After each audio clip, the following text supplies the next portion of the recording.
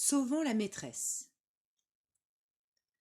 Quand la maîtresse est entrée en classe, j'ai tout de suite vu que quelque chose n'allait pas. Elle ne nous a pas dit bonjour avec son sourire habituel.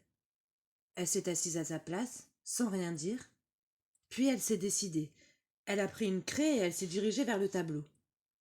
Au moment où elle allait écrire la date, la craie lui a glissé des mains. La maîtresse s'est vite baissée pour la ramasser, tout en faisant chut, car certains élèves commençaient déjà à rigoler. Mais à peine s'était-elle remise à écrire que la craie lui glissait à nouveau des doigts. Et cette fois la craie est tombée dans le seau rempli d'eau. La maîtresse a voulu la rattraper, mais elle a oublié de relever sa manche. Quand elle a ressorti son bras du seau, évidemment, il était trempé. Aussitôt, elle a pris le chiffon accroché au mur, elle a tiré trop fort et elle l'a déchiré. Toute la classe a éclaté de rire. Mais la maîtresse nous a lancé un regard si terrible qu'on s'est arrêté immédiatement. Alors elle m'a appelé au tableau.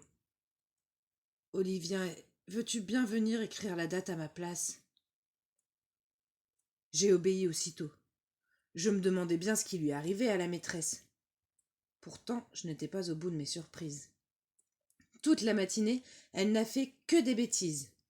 Elle a déchiré le cahier de Louis, elle a fait 2 énormes taches sur le beau dessin que Nicolas finissait, elle a renversé sa boîte de punaises, elle a fait tomber 3 affiches collées au mur. Bref, une véritable catastrophe. À la fin, elle s'est assise en croisant les bras et elle a soupiré. Je n'en peux plus. Puisque c'est comme ça, je ne bouge plus. La maîtresse avait l'air si malheureuse que Sophie a demandé. Qu'est-ce que vous avez, madame? La maîtresse a répondu d'une toute petite voix.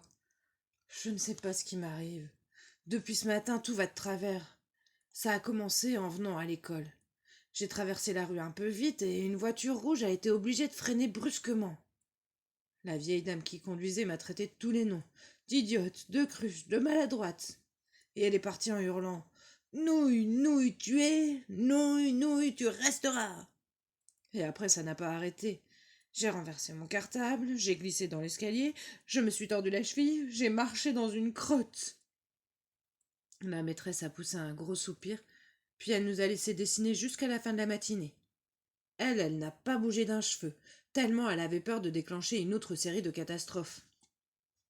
À 11h30, elle s'est levée en disant « Pour lundi, vous avez juste de la lecture ». Elle a pris son manteau avec précaution, mais malgré tout, un bouton est tombé. Dans la rue, j'ai discuté avec Sophie et Bruno, mes meilleurs copains. J'ai dit « Elle était bizarre, la maîtresse, ce matin. J'espère qu'elle n'est pas malade. » Bruno a répondu d'un air mystérieux. « Oh non, ça, c'est pas la maladie.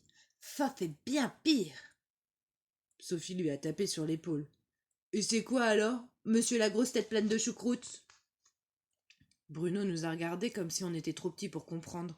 « La maîtresse est victime d'un sort. » Alors là, Sophie et moi, on a éclaté de rire. Il est vraiment incapable de parler sérieusement, ce Bruno. Andouille à la crème, a dit Sophie. Et qui le lui aurait jeté, ce sort? Bruno ne s'est pas démonté. Il a répondu avec aplomb. La sorcière qui conduisait la voiture rose. J'ai regardé Bruno droit dans les yeux et je lui ai dit « Tu lis trop d'histoires, toi. Tu crois pas aux sorcières, quand même ?» Bien sûr que si. Elles sont discrètes. Elles se cassent pour ne pas avoir d'ennui. Mais elles existent. Et si on veut aider la maîtresse, il faut qu'on retrouve cette sorcière-là. Moi, son histoire, j'y croyais pas beaucoup. Mais pour jouer, et comme on n'avait rien d'autre à faire, j'ai proposé. D'accord, on fouille le quartier après le déjeuner, chacun de son côté, et puis on se retrouve au parc à 3h. Tout de suite après le dessert, je suis donc partie à la recherche de cette fameuse voiture rouge. Et coup de chance incroyable, je l'ai trouvée. Elle se garait devant un panneau interdit de stationner. C'était elle, j'en étais sûre, car il y avait au volant une vieille dame qui n'avait pas l'air commode. Un agent de police furieux est arrivé. Il s'est penché pour la gronder. Je n'ai pas entendu ce qu'elle lui a répondu, mais 2 secondes après, l'agent est reparti en chantonnant et en suçant son bâton comme si c'était une glace. La vieille dame est entrée dans un immeuble. Je l'ai suivie. Pendant qu'elle montait un ascenseur, j'ai grimpé les marches de l'escalier 4 à 4. Elle s'est arrêtée au 3e étage, je suis arrivée quelques secondes après elle. J'ai juste eu le temps de voir la porte se refermer sur ses pas. Je me suis approchée. Un nom était écrit au-dessus de la sonnette. Cramoche. J'ai regardé par le trou de la serrure, et là j'ai failli tomber à la renverse. La vieille dame était dans le couloir, et elle parlait à une chauve-souris qui avait des bras et des jambes comme un homme. L'étrange bestiole virevoltait autour d'elle et lui enlevait son manteau, tandis que la vieille dame grognait. « Tous des enquiquineurs dehors. Heureusement que je sais comment m'en débarrasser. » Soudain, le téléphone a retenti. Madame Cramoche a levé 2 doigts. Aussitôt, le récepteur a plané jusqu'à son oreille. Je me suis collée contre la porte pour mieux entendre. D'après ce que j'ai pu comprendre, il s'agissait d'une cousine qu'elle n'avait jamais vue et qui lui annonçait sa visite pour le lendemain à 4 heures. La vieille dame était ravie. Elle a raccroché en disant « C'est ça, ma chère Crachotte. Demain, nous échangerons nos formules. » J'avais le cœur qui battait. J'ai descendu les escaliers sans faire de bruit et j'ai rejoint mes amis dans le parc. Ça n'a pas été facile de les convaincre que la vieille dame était bien une sorcière. Même Bruno avait l'air perplexe. « Vous avez dit ça pour douer, moi, vous croyez pas vraiment ?» Pourtant, il fallait bien l'admettre. La maîtresse avait bel et bien été ensorcelée. Bruno a déclaré « Si on veut aider la maîtresse, il faut capturer la sorcière. » Sophie s'est tapé le front avec le doigt. « T'es malade de la cruche? Tu veux qu'elle nous transforme en concombre ?» Moi, j'étais d'accord avec Sophie. Non, la force ne servira à rien. Il faut essayer de la tromper. Alors, Bruno a eu une idée terrible. Et si l'un de nous se faisait passer pour la cousine Crassotte? Sophie et moi, on regardait Bruno avec des grands yeux horrifiés. Mais il nous a expliqué son plan. Il fallait se déguiser en sorcière et arriver chez Madame Cramoche 1 heure avant sa cousine. Pour le costume de sorcière, pas de problème. Bruno avait une panoplie.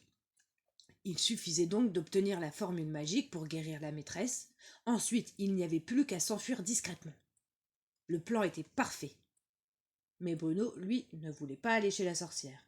« Oh, moi, j'ai déjà donné l'idée, hein, c'est à vous de faire le reste. » On a donc tiré à pile ou face, Sophie et moi, pour savoir qui affronterait la sorcière. Et c'est moi qui ai perdu. Sophie avait un grand sourire. Le lendemain, séance de déguisement. Bruno avait apporté tout son matériel. Un masque de caoutchouc, une perruque, des faux ongles, une fausse bosse et même un balai. J'ai écarté la bosse et le balai. C'est pas la peine, les sorcières n'utilisent plus ça maintenant. Pendant que je me préparais, Sophie me lisait un livre sur les sorcières. Elle essayait de m'apprendre des formules qu'elle inventait pour chaque situation, mais je ne retenais rien, ou bien je mélangeais tout. À la fin, Sophie a soupiré. « Après tout, si tu as l'air sûr de toi, ça suffira peut-être. » Et c'est ainsi que je me suis retrouvée devant la porte de la sorcière. Je tremblais comme une feuille. J'ai sonné. C'est l'affreuse bestiole qui m'a ouvert la porte. La sorcière, elle, était à l'autre bout du couloir. Quand elle m'a vue, elle s'est précipitée vers moi en disant « Déjà? Oh, vous êtes en avance, mais peu importe, entrez !» Elle a frotté son nez contre le mien 3 fois en me tirant l'oreille. Puis elle a ajouté « Sorcière Cramoche, 4e génération des lèvres baveuses. » J'ai compris que c'était une façon de se saluer et j'ai fait pareil. 3 frottis du nez et un tirage d'oreille. Je me suis présentée. « Sorcière Crachotte, 3e génération des mains crasseuses. » La sorcière m'a conduit au salon et elle m'a tendu un verre. « Goûtez-moi ce cocktail, vous m'en direz des nouvelles. Je le prépare moi-même avec un peu de croupie, des marais et un doigt de vampire. » C'était vrai. Un pouce flottait dans la carafe. J'ai cru que j'allais vomir, mais le pire n'était pas encore arrivé. La sorcière m'a tendu un plateau de petits toasts garnis d'araignées épinglées, d'yeux de scarabées et d'autres horreurs du même genre. J'ai pris un toast au scarabée et je l'ai avalé d'un coup pour ne pas sentir le goût, mais mon estomac s'est mis à faire des bonds de kangourou. La sorcière était bavarde. Je n'avais pas besoin d'inventer grand-chose car elle parlait tout le temps, de son grand âge, de ses soucis, de son ennui. Moi j'étais ravie. Moins je parlais, moins je risquais de me trahir. À la fin, elle s'est arrêtée et elle a proposé. « Bien, Si nous échangions nos formules, par quoi voulez-vous commencer? Mon cœur s'est mis à battre plus vite. Je lui ai tout de suite demandé la formule pour rendre quelqu'un maladroit, celle qu'elle avait utilisée contre la maîtresse. Elle a répondu: Nouille, nouille, tu es, nouille, nouille, tu resteras. puis elle a ajouté: Je l'adore, ce mauvais sort. Je l'emploie souvent, surtout contre les enfants. Pour l'enlever, il suffit de briser un os de poulet en prononçant le nom de la personne et de réciter à Bibi, à Gigi, habile et agile, tu es. à mon tour maintenant. Elle m'a demandé la formule pour transformer une personne en carotte. J'ai commencé à transpirer. Toutes les formules de Sophie se mélangeaient dans ma tête. À la fin, j'ai répondu n'importe quoi. Qu'il suffisait d'avoir la photo de la personne et de la donner à manger à un lapin en disant Calitarotte.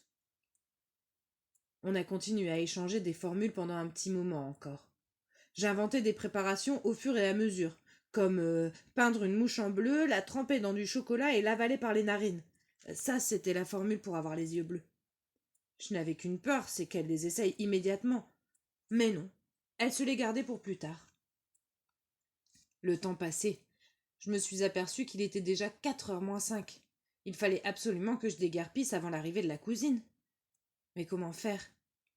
J'ai dit à la sorcière que j'étais un peu fatiguée, que je devais partir, mais elle a haussé les épaules. Oh, vous venez à peine d'arriver. Reprenez donc un verre de mon cocktail, ça vous remontera. Je ne savais plus quoi faire. J'ai entendu sonner 4h et au même moment la sonnette d'entrée a retenti. J'ai cru mourir. La sorcière a ouvert la porte. C'était Bruno qui était là. Il lui a tendu des timbres en disant 5 francs pour l'école, madame. La sorcière a claqué la porte. Fiche-moi le camp, petit morveux, tu me déranges. Il fallait faire vite. Bruno était certainement venu me prévenir que la cousine arrivait. Alors la peur m'a donné une idée. J'ai demandé Et pour transformer une sorcière en porte-manteau, quelle est la formule? La sorcière a sursauté. Les sorts contre les sorcières sont interdits, vous le savez bien. Bien sûr, mais c'est juste pour faire une farce. En échange, je vous donne la formule pour retrouver la jeunesse. Je savais que je frappais juste. La sorcière s'est mise à bafouiller. Mais ce n'est pas possible, personne ne la connaît. Eh bien, moi si. Tournez-vous si vous ne me croyez pas. Pendant qu'elle avait le dos tourné, j'ai enlevé le masque de Bruno ainsi que la perruque, tout en criant Et en plus, je suis capable de me changer en petit garçon. Et voilà. La sorcière n'en croyait pas ses yeux. Elle était si émerveillée qu'elle m'a donné la formule anti-sorcière sur le champ. Évidemment, je m'en suis servi tout de suite contre elle. Et une seconde après, j'avais devant moi un splendide porte-manteau noir comme la nuit. Je l'ai rangé à côté de celui du couloir, puis je me suis sauvée à toute vitesse.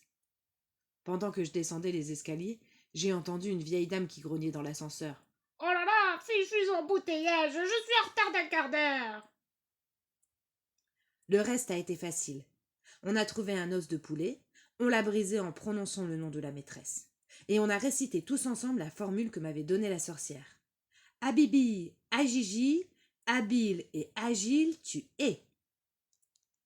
Le lendemain matin, on attendait la maîtresse avec impatience. Elle est arrivée à l'heure, souriante. Elle est montée en classe sans tomber dans les escaliers. Et au tableau, elle s'est mise à écrire sans problème. À un moment, un courant d'air a fait tomber le chiffon accroché au mur.